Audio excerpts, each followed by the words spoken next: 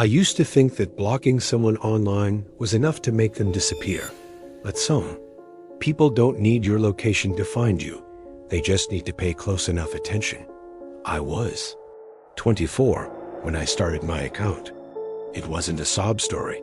I wasn't homeless or desperate. I just felt stuck. I had 2 roommates, a mountain of student debt, and a job at a downtown cafe that barely paid enough to keep oat milk in the fridge. One night, while doom scrolling TikTok in bed, I saw one of those I made $5,000 in a week on OV videos. I rolled my eyes, but I still clicked the link in her bio. 2 hours later, I was creating a burner email. I didn't use my real name, didn't show my face. No tattoos, no background shots, nothing that would give me away. I kept it tame too. No nudity, mostly teasing and lingerie sets. I was cautious, and for a while, it worked. By month 2, I had 120 subscribers. Not life-changing, but enough to cut back my hours at the cafe. I started sleeping better, smiling more. I even treated myself to sushi once a week. Delivery, not grocery store. That felt like luxury. Then he showed up. His username was simple, just Teddy. No numbers, no emojis. He messaged me the first night he subscribed. You've got the most interesting eyes. They make you look like you know something no one else does. It was the kind of message I usually ignored, but something about it didn't feel creepy. Just odd. Like he was trying to write poetry, but didn't know how. Started tipping. A lot. $10 became $50. Then $100. Then $200 for custom messages, where I just said his name softly. I figured he was lonely. Most of them are. I told myself, you're not leading him on. You're giving him something he's paying for. It's a service. But it didn't stop there. Teddy never requested anything sexual. That was what made him different. He'd send messages like, the way the light hits your left shoulder in the morning. Videos. It's soft. Feels like home. Or, that blanket you use. Is it green or gray? It looks different in every shot. I replied once, haha, I don't even know. Probably just bad lighting. He didn't answer. But the next day, he tipped $300. Then things started to feel off. I posted a short video from my bedroom. Just me doing my hair, chatting about nothing. A few hours later, Teddy messaged, the train sounds different today. I froze. I had never mentioned the train. But if you listened closely in that clip, you could hear it passing in the background. Barely audible. I brushed it off. Maybe he had a good ear. But the next night, he asked, did you change your curtains? The light doesn't fall the same anymore. That one hit different. I had changed my curtains just 2 days earlier. And the thing was, I hadn't filmed anything since. Not in that room. Not with the new ones. I didn't sleep that night. I stopped posting for a few days, just to see if he'd notice. I told myself I was being paranoid, that maybe he was just guessing, maybe he was bluffing. But he wasn't. That weekend, I came home from a morning shift and found a box on my front steps. No label, no return address. Just a small, plain cardboard box with a red ribbon tied around it.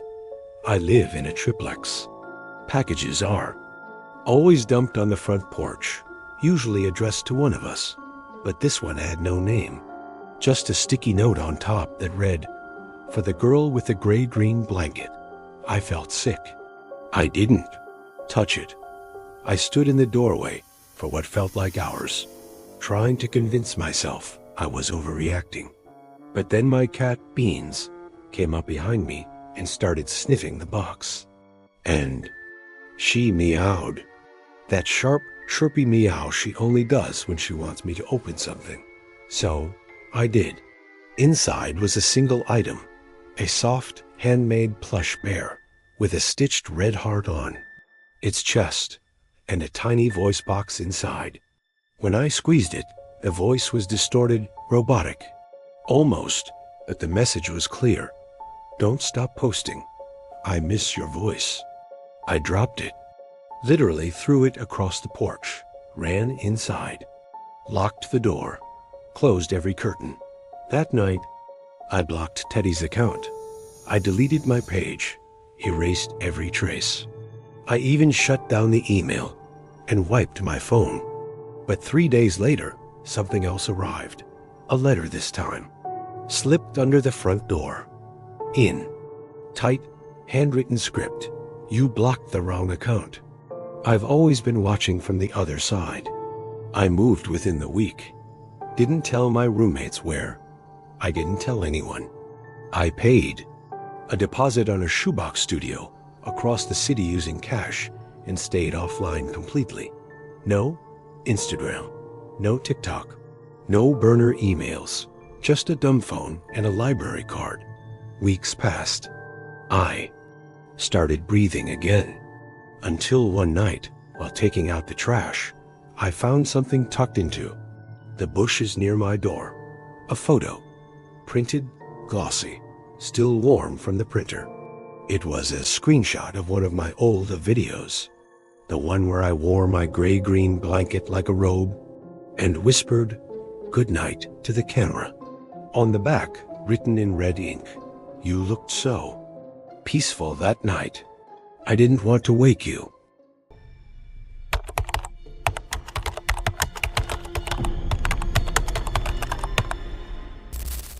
I wasn't trying to be famous.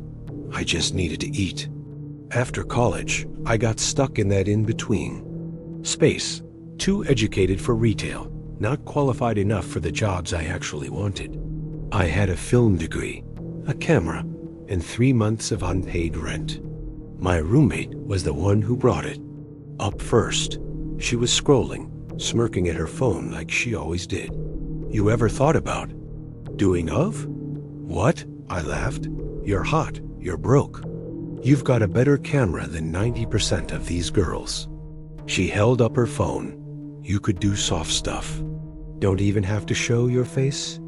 I shrugged it off at first. But that night, I couldn't stop thinking about it. Not because I wanted to be sexy on the internet, but because I was tired of pretending my bank account was processing. So I made an account. I didn't show my face. I wore wigs, used filters, edited out my background. I played a role, and people loved it. They called me Nora. She was sweet, shy, a little sad, and they ate it up, especially one guy. His name was Everblue. He subscribed in my second week and tipped $50 immediately, and $100 the next day, then $300 just to hear me say his username in a video. He didn't speak much at first, just sent emojis, blue, hearts, eyes, a single rose. But eventually, he started sending longer messages. You remind me of someone I lost. It feels like you're the last real person left. Your sadness is beautiful. I told myself it was part of the game, that playing Nora, a sad, soft girl, would draw these types, lonely men, gentle weirdos.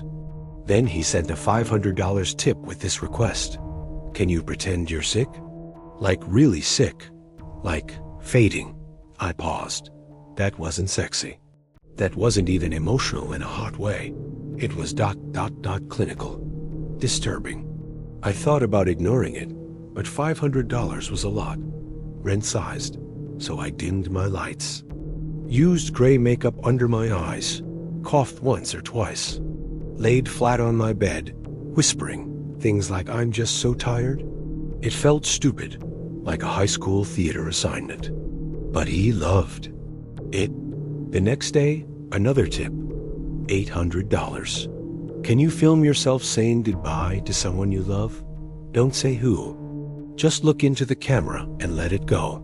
I was an actress. I told myself that over and over So I did it. And this time, I cried. Real tears. I thought about my dad, who passed away when I was 14. About my grandma in hospice. About how it felt to be invisible in a city that didn't care whether I lived or died. The camera stopped. I wiped my face. And then I saw the next tip. $1,200. My hands shook. Everblue wrote, "That felt real, like watching a candle go out." The requests kept coming. Always sad, always close to death. One time, he asked me to fake a seizure. Another time, to film a slow fall, collapsing to the floor like I couldn't breathe. I told myself I was performing, that I was in control. But I started locking my bedroom door at night, just in case.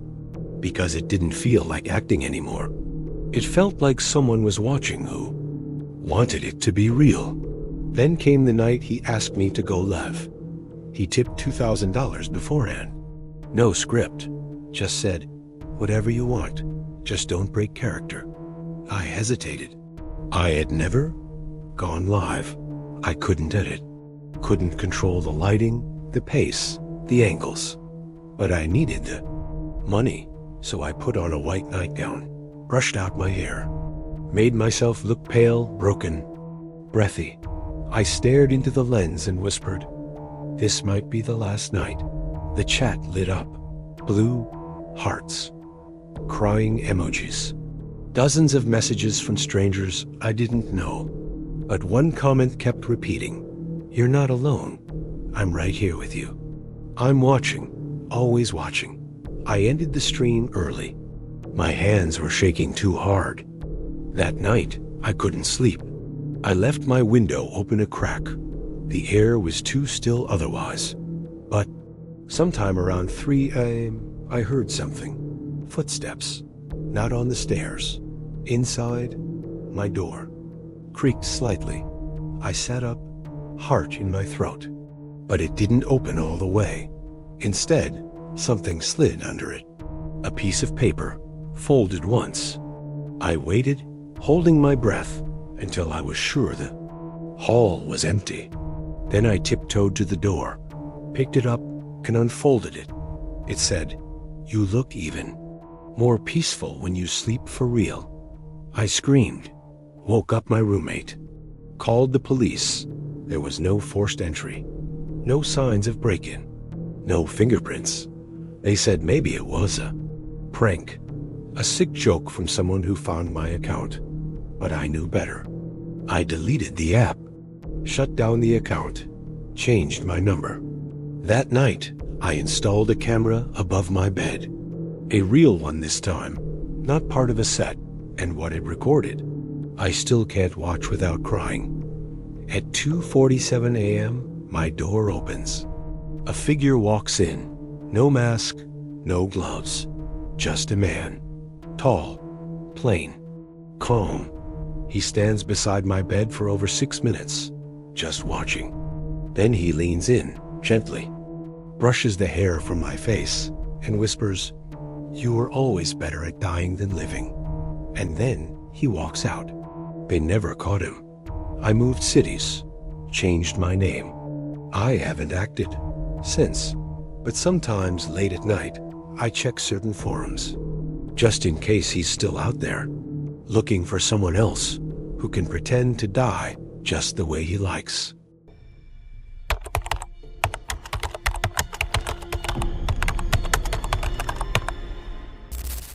I didn't even want a roommate, but rent in Portland doesn't care about what you want.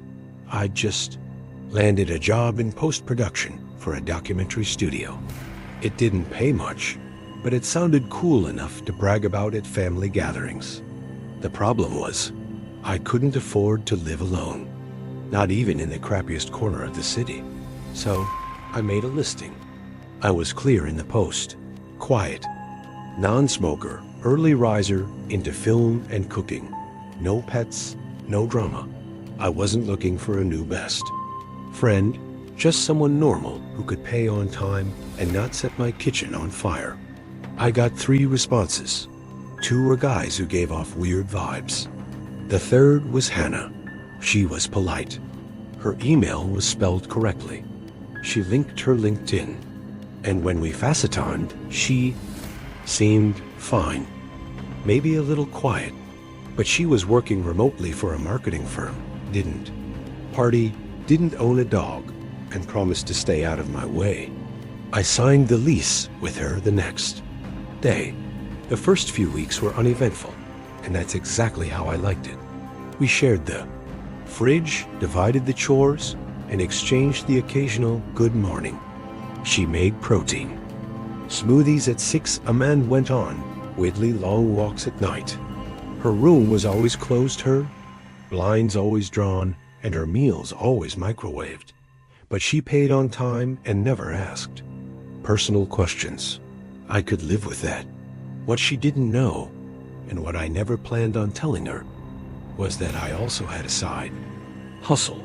Late at night, after she went to bed, I would log into a second laptop, different browser, VPN, fake name, burner email. I kept it separate from everything else. My followers knew me as Illo in Sky. Soft lighting, satin sheets, masked face, custom videos, flirty voice notes, short, captions dripping in fake vulnerability. It was more art than sex, really. I didn't show anything explicit, just hints, suggestions, elegance with an edge. And it was working. I wasn't raking in millions or anything, but it was enough to cover utilities, groceries, and the occasional late-night sushi splurge. Plus, I genuinely liked curating the experience. The lighting, the scripting, the editing. It scratched my creative itch in a way editing true crime clips never could. I told myself I'd quit once I saved enough to move out. 6 months, tops. But that was before the first red flag. It started small. One morning, I woke up to find one of my robes missing. I had left it draped on the back of the bathroom door, a long, silky maroon one I sometimes wore in my content. When I asked Hannah if she'd seen it, she just blinked at me and said, "No, haven't touched the bathroom." I chalked it up to laundry confusion. A few days later, I found it crumpled under the sink, damp, smelling like lavender. I told myself she'd probably borrowed it and been too embarrassed to admit it. But then my ring light, the small portable one I kept hidden behind a stack of books in my closet, was moved, just slightly, tilted a few degrees. I noticed because I'm obsessive about my setup. I didn't ask. I didn't want to seem paranoid, but I started locking my door at night. Then came the second red flag. I was filming a bedtime whisper video when I sneezed mid-take. I deleted the clip and restarted. But the next day, a subscriber messaged, "Bless you, by the way." That was cute. I froze. That version was never uploaded, he said. Someone had posted a behind-the-scenes version in a thread. I found it 14 seconds. My face turned away mid-sneeze. The caption read, "She's even cuter when she breaks character." I ripped apart my room, scanned for hidden devices, changed every password, ran malware, scans turned off Bluetooth, and unplugged backup drives. Nothing, but I felt watched. Then came the final straw. At 2 a.m., I was brushing my teeth when I heard a soft click outside my door. A phone camera shutter. I flung the door open. The hallway was empty. I knocked on Hannah's door. "Hey, did you just walk by my room?" No answer. I knocked again. The door opened slowly. She stood there, phone in hand, no expression. "I didn't do anything," she said. Her screen was still lit. The camera app was open. I didn't sleep. In the morning, I texted her, "We need to talk about some boundaries." She left it on read. That evening, I came home to find my door slightly open. My laptop was still there. Camera untouched. Closet fine. But when I opened my jewelry box, I found a flash drive tucked between my rings. I plugged it into my work laptop, hands trembling. There were 8 videos, all recorded from my webcam. Some while I slept, some while I worked, some while I was undressed. I watched 10 seconds before ripping it out and throwing up. I stormed into her room, but it was empty. Bed made, drawers bare, no clothes, no toothbrush. Just a single note on the pillow. You should have known better. You are always so good on camera. I filed a police report, changed the locks, packed up and moved into a motel. They never found her. The LinkedIn was fake. The company didn't exist. Her number disconnected. I don't even know if her name was really Hannah. That was 7 months ago. I quit LV, changed my name, scrubbed my presence. New phone, new everything. But sometimes I still get emails. No sender, no subject, just links to videos I didn't post, angles I didn't film, moments I didn't share. In one, I'm sleeping. In another, I'm singing in the shower. In the most recent, I'm at the window, pulling the curtain shut, and the camera is outside.